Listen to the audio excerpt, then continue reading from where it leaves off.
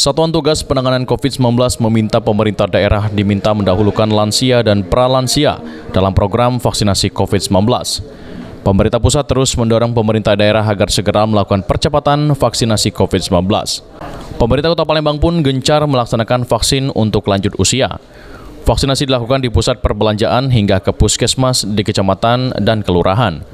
Prioritas diberikan kepada lansia karena kelompok umur ini rentan terhadap penularan virus.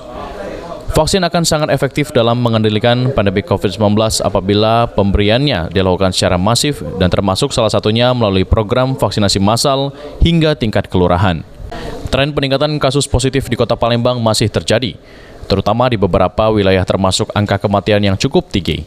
Hal ini perlu menjadi perhatian pemerintah Kota Palembang melalui Satgas Penanganan COVID-19 untuk menekan penyebaran virus dan zona merah tidak meluas.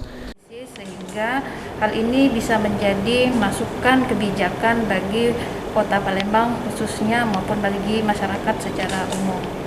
Apa poin-poin analisis yang disampaikan, Pak? Ya, dari poin-poin analisis yang kami sampaikan antara lain ada beberapa wilayah yang menjadi fokus penyebaran kasus COVID dengan yang di data tersebut sudah didukung oleh fasilitas kesehatan.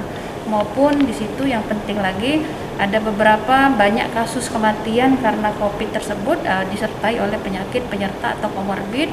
Yang paling tinggi di sini memang karena kasus hipertensi. Aprianto, PAL TV.